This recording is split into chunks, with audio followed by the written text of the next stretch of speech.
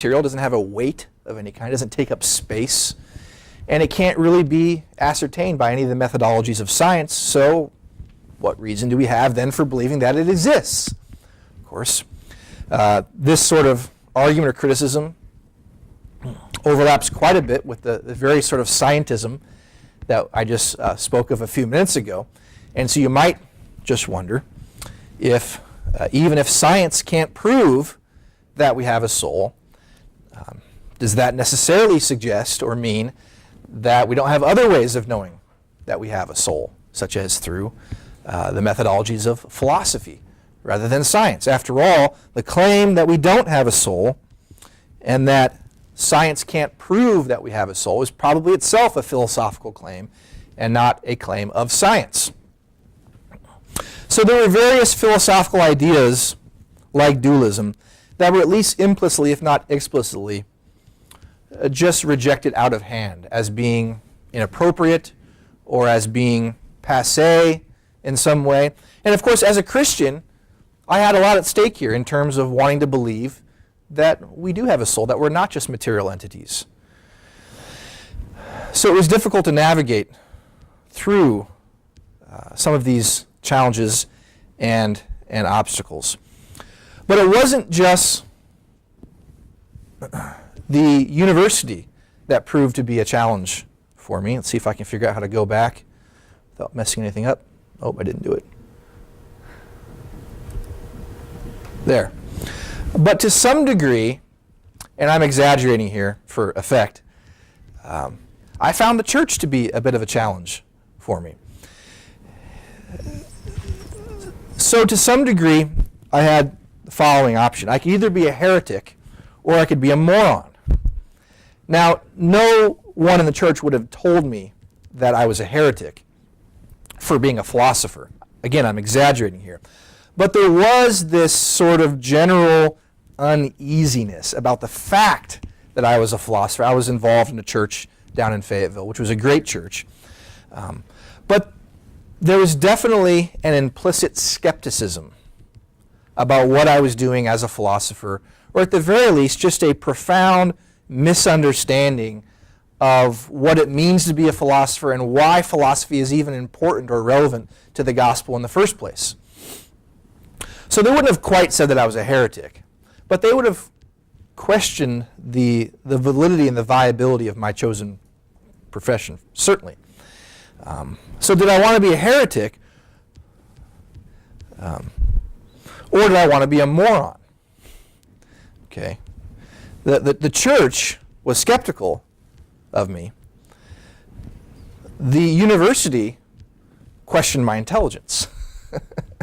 And again, it was all under the surface, but it was definitely there, and I felt it. And I can remember having these sorts of conversations with some of my Christian colleagues over and over again. How do we balance these tensions coming from opposite directions here? How do we exist between these two worlds, in other words? And that was essentially the challenge that I faced. How can I be an effective philosopher such that my university colleagues take me seriously, but in a way that allows my brothers and sisters to see the value that I have to offer the kingdom and the gospel? And of course, this is not a new problem that the Christian philosopher faces, and to a great degree, this problem goes back 2,000 years to the dawning of Christendom. And you had early church fathers like Origen and Tertullian and others struggling with these issues. One of them saying something to the effect, asking rhetorically, what does Athens have to do with Jerusalem? Obviously suggesting that the answer is nothing. Okay? Athens and Jerusalem have different presuppositions and commitments and methodologies, and if you try to overlap them, one of them is going to get polluted and corrupted. Typically that's going to be the church, Christianity, right? So in a lot of ways, my struggle of trying to figure out how to exist between these two worlds was really just the struggle of figuring out the age-old tension between faith and reason. Okay.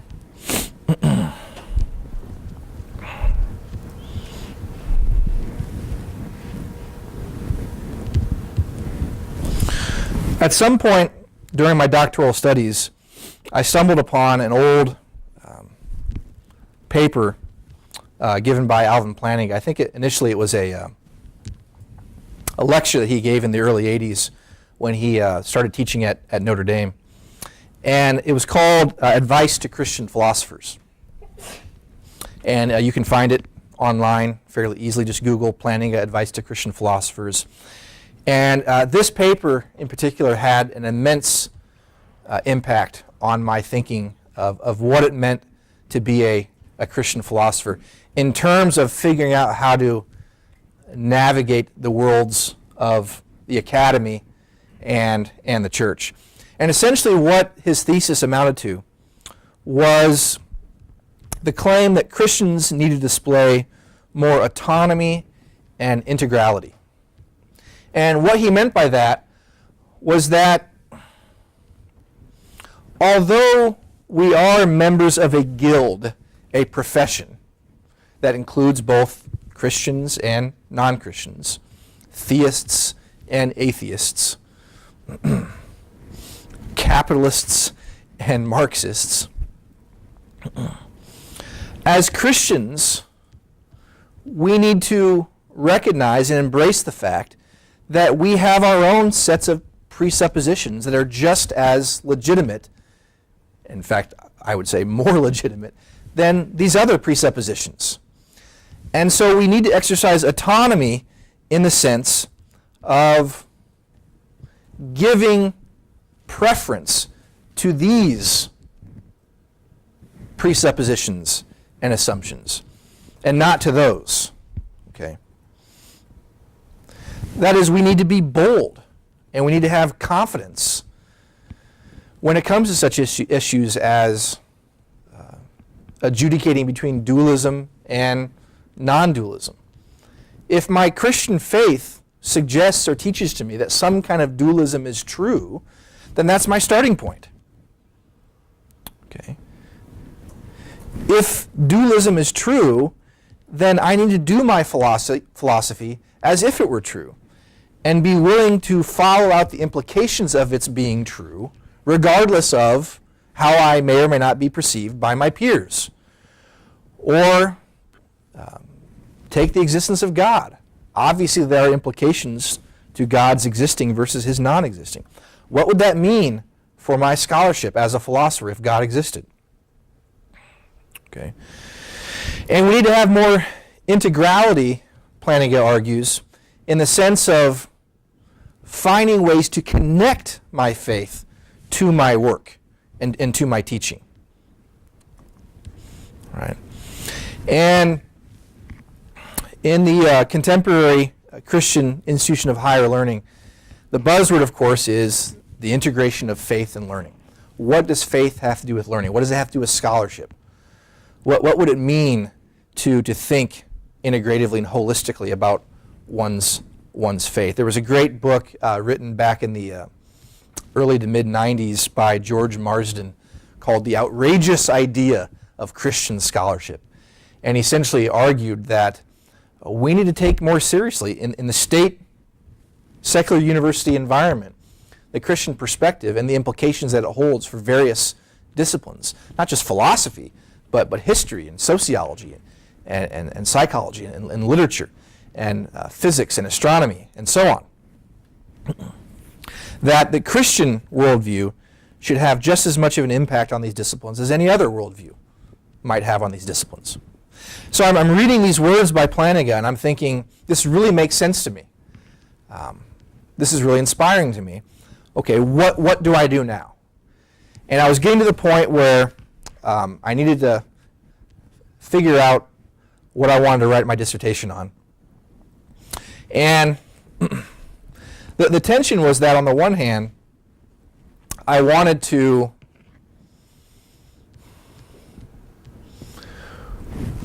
connect my faith with the content of my dissertation in a meaningful and intimate way. But on the other hand, I also wanted to graduate. And I had 3 members of my dissertation committee, one of whom was a Christian. The other 2, though they were incredibly helpful and fairly sympathetic to my project, they certainly weren't Christians. They were at least atheists, if not agnostics of some kind. And so I had to be a bit careful here about what I wrote on and how I wrote about it. Okay, so my solution was essentially to ask something like the following question. Okay, because I was interested in epistemology. You guys studied epistemology in this module, theory of knowledge. Okay, if God exists and if Christianity is true, what are the implications here for contemporary epistemology? Well, one idea that I very quickly targeted was the idea that we are called as Christians to love God with all of our minds, right? And we are to renew our minds as well. These are ideas that come from Christ and the Apostle Paul, respectively. So what would it look like in the context of analytic epistemology to take seriously the call to love God with your mind and to renew your mind in everything that you do? And I eventually began pursuing what's known as virtue epistemology, which places a great emphasis on the intellectual virtues in particular. And I began thinking in terms of how does God want me to thrive as a human being and to really flourish? How does God want me to worship Him through my life? One way of doing so is to develop what virtue epistemologists call the intellectual virtues. Now, there are 2 different ways of thinking about the intellectual virtues. One is to think that they're more like cognitive processes, like vision or memory and introspection. The problem with thinking of the intellectual virtues as cognitive processes is that these processes are mostly beyond your voluntary control. You don't often give much thought to your visual faculties. You just sort of open your eyes and look around and you begin seeing things, various objects in your visual field, and then you form beliefs based on these experiences fairly non-reflectively, right? And perhaps to some degree the same could be said of memory and introspection. These processes just sort of work on their own, right? But if that's what a virtue is, then you really don't deserve much credit for that. And it wouldn't make much sense to say that when you manifest these various qualities, such as vision, memory, or introspection, that you're really worshiping God with your mind, right? It's involuntary. So another view of the intellectual virtues then is to say that they're not cognitive processes, but they're more like character traits. And this overlaps more nicely with what might be called a classical, traditional view of the virtues that complements the Aristotelian perspective, right? They're character traits, they're habits or dispositions. Oftentimes, the emphasis is placed on the moral virtues, but Aristotle himself also had a fairly robust theory of intellectual virtue as well. And so I began the process of thinking in terms of what are the intellectual virtues? Like open-mindedness or perseverance or conscientiousness and so on. And how can I develop these character traits in my own life? And how will doing so enable me to flourish as a human being? Okay. And as it turned out, this was a particular, especially legitimate epistemological theory that I was developing, which could be understood and embraced by anyone, regardless of their religious convictions. And yet it was very much motivated by my Christian faith, because I wanted to flesh out this idea of loving God with your mind in the context of contemporary epistemology.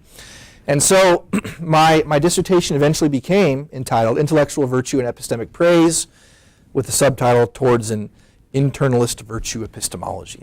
And inevitably, when I quote that ridiculous title to people, their eyes just sort of glaze over, right? I suppose it's published and sitting in a dusty shelf somewhere in the University of Arkansas, Mullins Library. And every now and then I notice online that you can actually buy it for like $35. And I'd be shocked if anyone had actually paid that amount of money for this project. But it was very much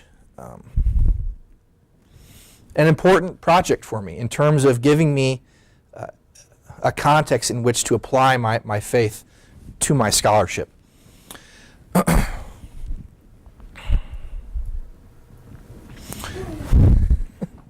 My caveat here is that I did in fact vote for George W. Bush both times, but I love these pictures of him that you can find online. It's just too good to pass up.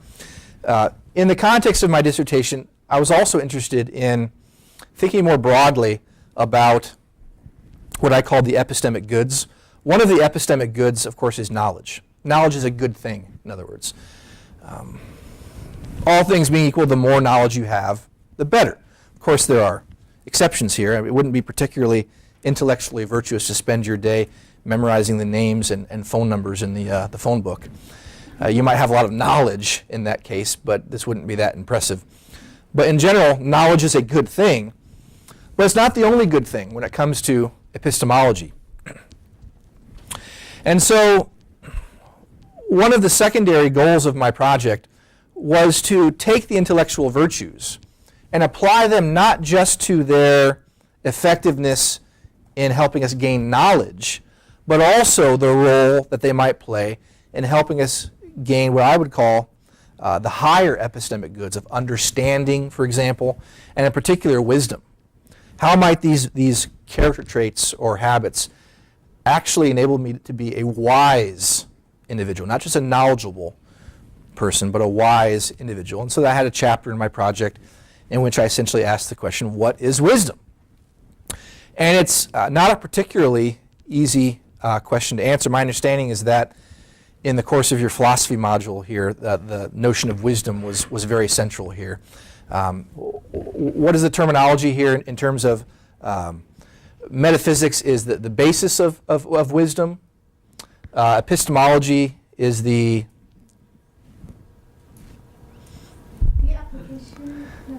Ethics are the application of wisdom. Ethics is the application of wisdom, but what is epistemology? I don't remember.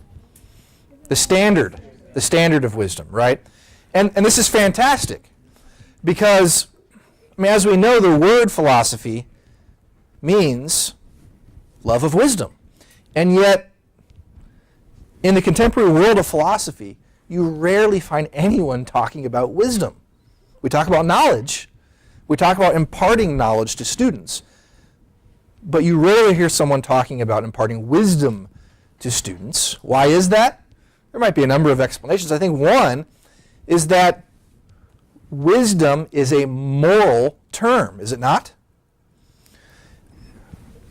The reason I know that wisdom is a moral term is because, and certainly you'll agree with me, it would at least sound odd to refer to one as a wise bank robber, right? Or a wise rapist. Okay. Now, maybe such individuals could be very cunning and sharp and creative and strategic in how they go about doing their deeds. But we wouldn't say there's anything wise about the methodologies that they employ here. Quite obviously because the ends for which these methodologies are employed are decidedly deviant and immoral. So because it makes no sense to refer to someone as a wise bank robber or a wise rapist. This means that wisdom is a moral term. It's a moral state, which might explain to some degree why we don't talk about wisdom in the contemporary academy. Why is that?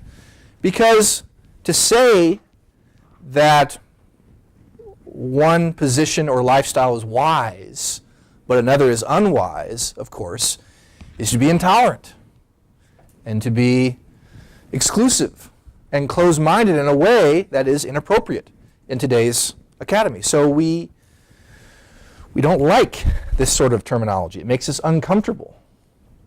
And yet this is what philosophy is, the love of wisdom. Well, what then is the connection between knowledge and wisdom? At the very least, I would think we'd say that in order to be wise, you have to know something, right? You wouldn't say that you're wise about a field of study or a lifestyle of some kind for which you have no knowledge whatsoever. So using the language of necessary and sufficient conditions, then we'd say that knowledge is necessary for wisdom, but it's not sufficient for wisdom. You could be the most knowledgeable person in the world, but be incredibly unwise because you haven't taken your knowledge and applied it in the right way in the course of your practical living. And this is the sense in which you're then saying in this philosophy module here that ethics is the application of wisdom. Okay? Wisdom essentially means taking what you know and orienting your life in such a way that reflects the actual facts. To live your life contrary to the truth of reality is decidedly unwise. One who lives their life this way, on the other hand, is wise. Okay. I mean, take the young parent who knows at an intellectual level that he ought to be engaging his kids, spending time with them at the end of the day. Both Matt and I obviously can resonate with this example here. But at the end of the day, you're often tired. You're worn out. Come home, your kids are ready and raring to go here, right? It's romper room dad time, okay? And there's a struggle, at least for me, being an introvert, because I come home and I'm exhausted, right? But my kids are ready to engage me because they love me. I'm their father, right? Intellectually, I know it would be good for me to have some romper room dad time with my kids. At an emotional level, I just need a break, okay? Boys, if you ever watch this someday, I apologize. I'm doing my best, right? But knowing that something is the case is not sufficient. It's not good enough. You actually have to apply your knowledge in the context of everyday situations. Wisdom, then, dictates that I ought to do this even though sometimes and to various degrees I don't want to do it. Right? To be a good father is to be a wise individual. And of course there are other manifestations of wisdom as well. I'm sure you can think of some in the context of your own life. Okay? So wisdom is a moral term. And that's precisely why we don't talk about it as much as we should in contemporary philosophy. Closer look of Bush there. Out of my project came a desire to write a book, and I'm in the beginning stages of doing so. And I don't know exactly what it's going to be called. Probably something like Philosophy and the Good Life. Well, that seems really boring to me. But the content is exciting because it amounts to taking some of this theoretical material that I developed in my dissertation and trying to apply it in terms of giving students concrete, practical advice for how to be intellectually virtuous in a way that actually improves their lives, not just in the context of their educational experiences, but in their lives in general. And it essentially amounts to the question, how are the virtues, in particular the intellectual virtues, conducive to human flourishing, eudaimonia, what the Greeks called the good life. And that's kind of what I'm working on right now. And this too is a project that is very much flowing out of my identity as a Christian philosopher. Because again, I believe in my heart that we are called to love God with not only our hearts and our souls, but our minds as well. And of course, this isn't just a challenge for philosophers, right? If the challenge is that of trying to figure out how to exist between two worlds, then all Christians face this challenge. Okay, it's the challenge of how to be faithful to your church community, how to be faithful to your religious convictions, while at the same time going about your work and your various activities in a way that contributes to the common good. Okay. So as a philosopher, I want to ask myself, how does my writing or how does my teaching contribute to the common good? How does it help people? But I don't want to do that in a way that compromises what's essential to my faith. But we all have that challenge insofar as we are all existing between two worlds right now. How can you be faithful to your own underlying worldview presuppositions while still going about your activities in a way that contributes to the common good? How is your faith relevant to your public life in general? That's a challenge not just for philosophers, but for all of us. And I'd like to believe, and I feel like I have every reason to believe, that's an essential component of what you're doing here at Rivendell Sanctuary as you look at literature and as you look at science and various subject matters from the perspective of the Christian faith.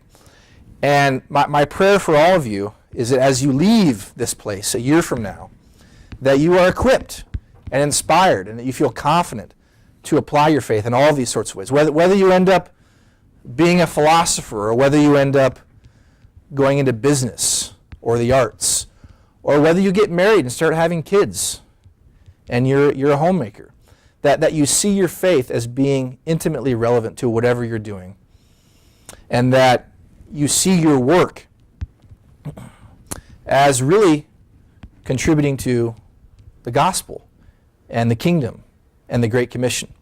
And that's our calling, and I encourage you to work towards that goal with God's Spirit working within you. So thanks for your time. Does anyone have any questions of any kind? In terms of my own story or some of the more abstract concepts that we talked about here this morning? Yes, sir. I myself am starting to contemplate pushing some kind of philosophy degree and possibly, if I'm able, pursuing a doctorate in the subject and going into the same kind of world maybe that you've followed down your path. As somebody who is interested in that, is there any advice that you give to someone just starting their education that would be looking somewhat towards philosophy in their future? I mean, these are mostly practical suggestions just based on life experiences here. I would ask you the same question that Gordon Lewis asked me. Do you feel called? Not that you have to have that exactly figured out right now, or even as you start, say, pursuing a master's degree. I don't think you have to have that figured out. But at some point, I think you do. Because there's nothing easy about graduate work in any field, but particularly philosophy. It's really an all-encompassing sort of discipline. I mean, I basically spent 14 months of my life stuck up in an office in Old Main, writing my dissertation, just typing on Saturdays, Sundays. That's all I did, right? And I don't know what your situation will be a few years from now when perhaps you're in that situation. Will you have a wife? Could you perhaps have young children? When I started my PhD at the University of Arkansas, I had a 6-week-old infant son, right? When I, a couple years later, took my comprehensive exams, my second son had just been born a month before, and I wasn't even getting any sleep. And I had to take this 4 or 5 hour exam that I'd been studying for over a year. It takes a toll, not just on you personally, but on those that are connected to you, I mean your family. And so it's not a vocation that you should enter into unless you're absolutely certain that God is calling you to do it. But you also have to take into account practical issues like the economy and how that's affecting the discipline in terms of what are your chances of actually getting a job and being able to provide for yourself once you finish the degree. Having said all that, we need more Christian philosophers. The situation has improved dramatically in the last 20 or 30 years, a lot of that owing to the work of Alvin